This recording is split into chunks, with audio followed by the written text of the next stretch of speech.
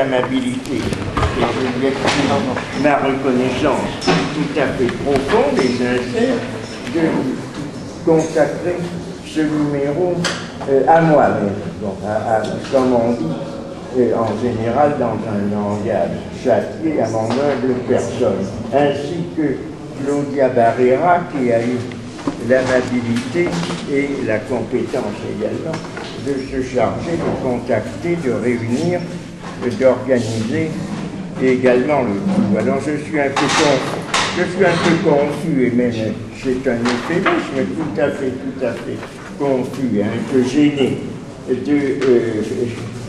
de placer cette séance qui est une séance de bilan, récapitulation et prospective à l'égard de ce que l'on a fait cette année sous ce signe d'une revue qui m'est consacrée. Mais enfin,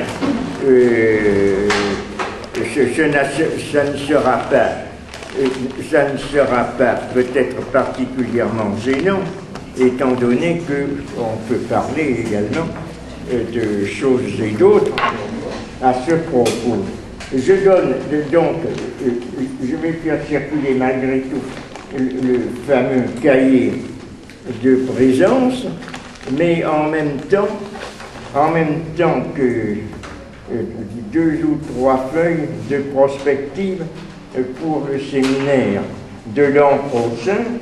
L'an-ci, de toute façon, je suis d'attaque pour le faire, mais enfin cette année, comme ce séminaire avait réuni bon an, mal an, et par nom et par vous, un certain nombre de personnes, et dont le nombre a fléchi, mais enfin qui sont restés fidèles, j'ai pensé que l'on pouvait également continuer ce séminaire. Je n'en ai pas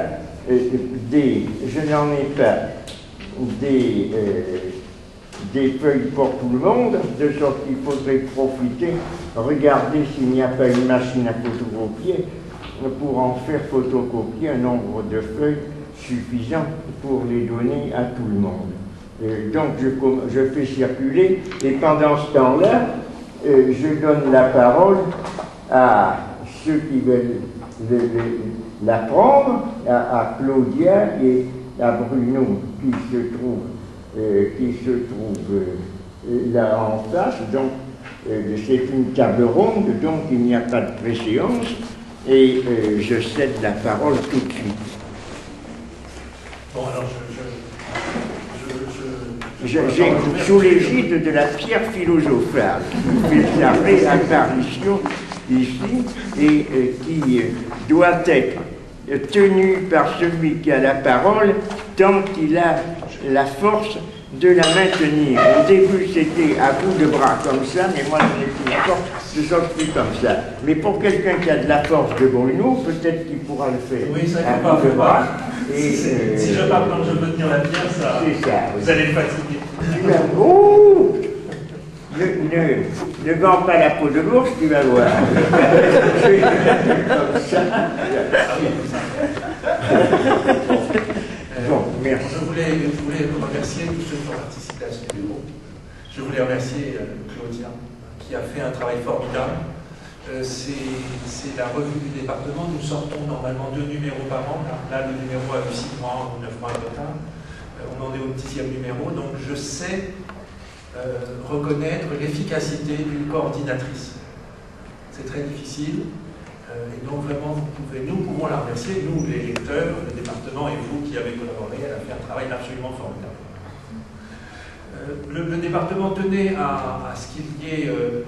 c'est la revue du département, donc c'était impossible qu'on ne fasse pas un dossier sur René. On est beaucoup, voilà, c'est fait. Le département Herman nous a toujours demandé que le département s'investisse, et Patrice Vermorel, qui est le directeur du département, a proposé que nous fassions, alors je vous donne la date, j'abrège les discussions, c'est le 19 octobre, le département fera une journée, alors une journée de colloque, une journée d'études, un certain nombre de professeurs, dont Patrice Vermorel, dont Jacques Poulain, dont Alain Bossard, peut-être Antonia Soulès si elle peut être là, peut-être Jean-Pierre Marcos et quelques autres, je ne m'avance pas trop sur ceux qui sont en suspens. Mais il y aura aussi Yolande Robveil, Claudia, moi et Emmanuel Beau qui, à nous quatre, nous organisons cette journée.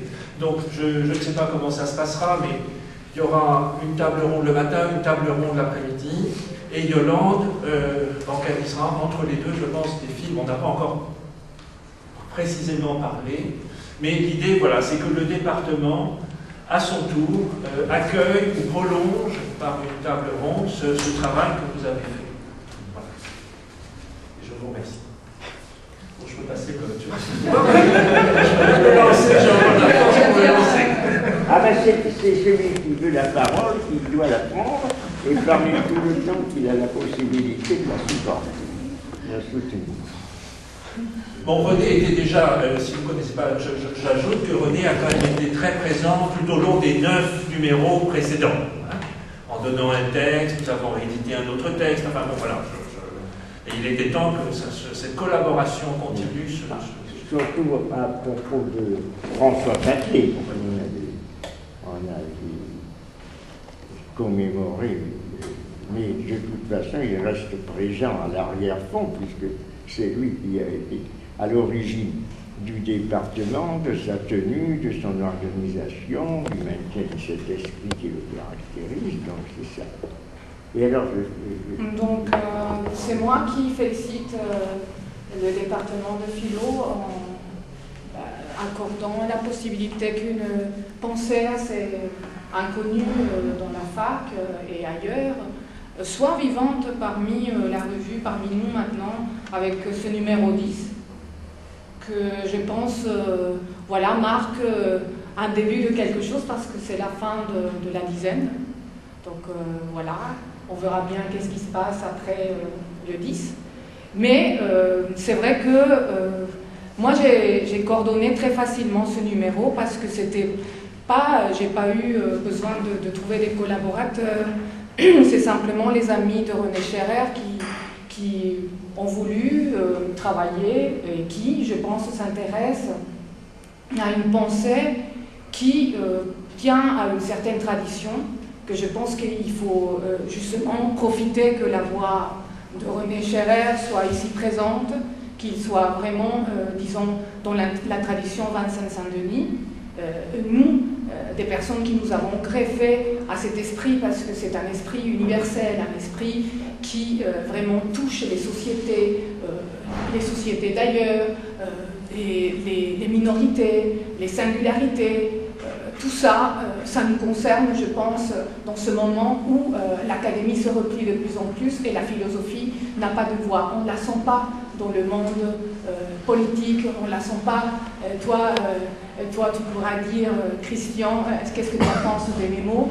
Là, quand vraiment la parole c'est approprié par un monde tout à fait divers, qui ne parle pas des vrais problèmes, des vrais enjeux historiques de la société, où une société vit accablée par des problèmes et dans un changement maintenant politique assez fort, où les répressions sont à l'ordre du jour, et dans une société comme la française, nous on sait que nous sommes dans un établissement gendarme, des dispositifs de contrôle comme jamais on a entendu parler ou pu vivre. On est tous conscients qu'on est tous dans cette emprise du contrôle et du disciplinaire, et je pense que cette philosophie de René Scherrer a beaucoup à apporter à ce niveau-là. Et dans des autres multiplicités et diversité des autres enjeux de ce qui est l'homme comme un présupposé fondamental de ce que la philosophie peut apporter dans ce moment historique, de ce qu'elle peut dire encore, de ce qu'elle peut faire, de ce qu'elle peut passer à la pratique, de ce qu'elle peut faire dans l'individuel, dans la subjectivité, dans l'individu. Donc c'est pour cela que pour moi a été très facile de coordonner ce dossier. Et en coordination de ça, je m'étais dit, pourquoi ne pas essayer quelque chose d'expérimental et d'essayer de voir si dans une école, si le philosophe qui a parlé d'une pédagogie, disons, eu une autre voie par rapport à un système d'enseignement forcé, disciplinaire, où il y a toujours une homogénéisation des enfants, un manque d'écoute à l'enfant, un manque même de corporalisation, si je dis bien, je peux dire ce mot, de ce qui est aussi l'âme de cet enfant qui pousse et qui est déjà dans la société et qui déjà s'imprègne et vit dans ce monde qui va devenir le devenir adulte de cet enfant. Donc c'est pour cela que j'ai demandé service à un professeur d'une 4e et dans une zone, voilà, dans une ZEP, c'est-à-dire des enfants soi-disant en France appelés difficiles ou en exclusion ou avec des problèmes familiales ou des parents qui habitent les cités, etc. Donc il nous a accueillis.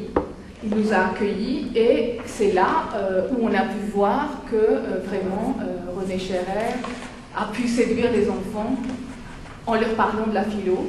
Et donc je pense que c'est une pièce aussi fondamentale pour compléter cette diversité d'articles. Et chaque article, ce que je célèbre dans cette revue, c'est que chaque article, il est complètement différent à l'autre.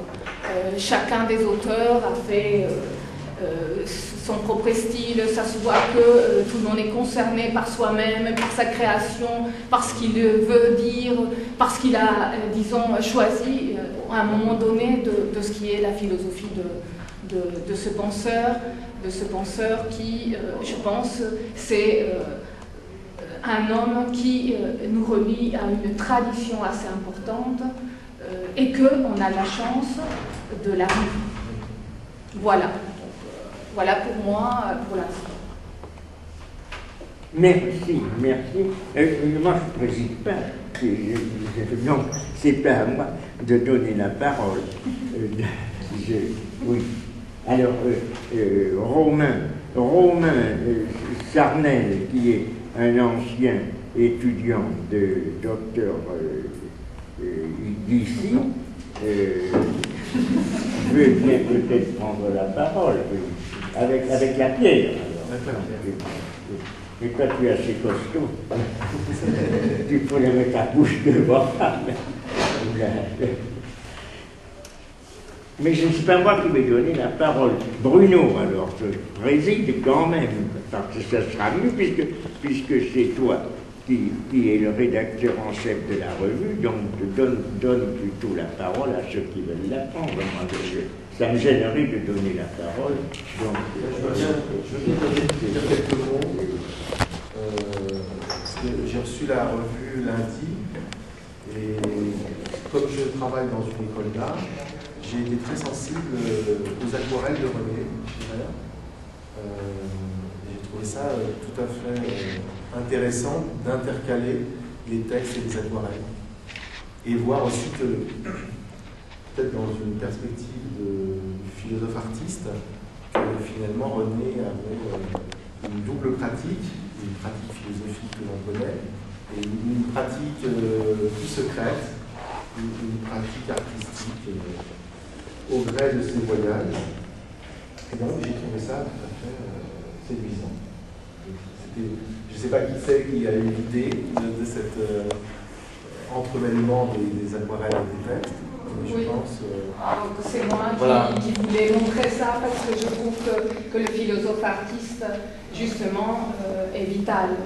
Et qu'il fallait que les gens connaissent que René Scherrer, et c'est pour cela que Yolande, ça serait génial que tu puisses montrer ce travail le jour de la journée Scherrer, parce que finalement on voit qu'il y a toute une coordination de l'image